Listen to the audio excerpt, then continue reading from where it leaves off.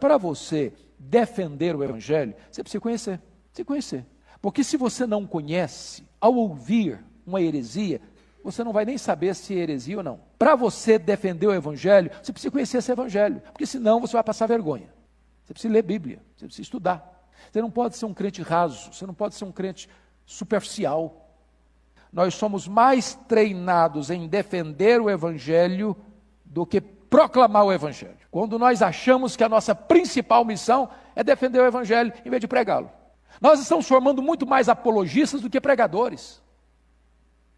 E eu não estou dizendo que não chega o momento em que o Evangelho não precisa ser defendido, quando a heresia chega, quando as falsas doutrinas se espalham, você precisa defender o Evangelho, e Paulo fez isso com grande vigor e com grande força, mas não em detrimento da proclamação. Proclama o Evangelho, a palavra de Deus tem vida em si mesma, ela é poderosa, o Evangelho precisa ser anunciado, irmãos. Não há crescimento da igreja sem proclamação do Evangelho, porque não há colheita sem semeadura. Mas quando é necessário, é preciso defender o Evangelho das falsas doutrinas, e Paulo fez isso, por exemplo, na carta aos Colossenses, a respeito do misticismo, do gnosticismo, do legalismo, do ascetismo, e hoje nós diríamos do liberalismo teológico, do sincretismo religioso, da ortodoxia morta. Nós precisamos combater as falsas doutrinas, mas sobretudo, nós precisamos anunciar a boa nova da salvação em Cristo Jesus, nosso Senhor. Como pregar o Evangelho? Paulo nos dá 4 dicas aí. Primeiro, olha comigo, versículo 14. Nós precisamos pregar o Evangelho com desassombro. Desassombro.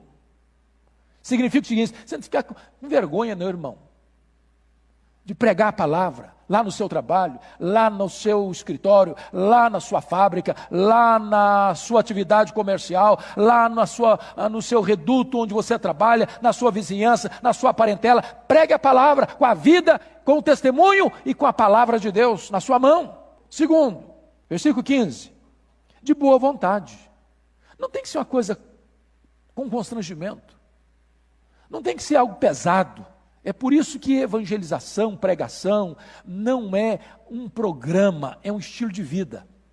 Você faz isso automaticamente, você faz isso espontaneamente, você faz isso de boa vontade, você faz isso com toda a alegria do seu coração.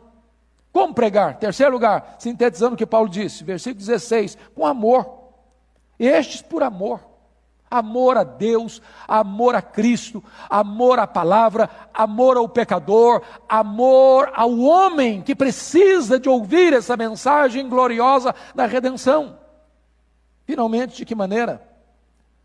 Versículo 16, com apologia, sabendo que estou incumbido da defesa do Evangelho. Agora, para você defender o Evangelho, você precisa conhecer, se conhecer. Porque se você não conhece, ao ouvir uma heresia, você não vai nem saber se é heresia ou não. Segundo, para você defender o Evangelho, você precisa conhecer esse Evangelho, porque senão você vai passar vergonha. Você precisa ler Bíblia, você precisa estudar. Você não pode ser um crente raso, você não pode ser um crente superficial. Você não pode ler Bíblia apenas quando vem para a igreja. Você não pode se limitar a uma dose alimentar uma vez por semana.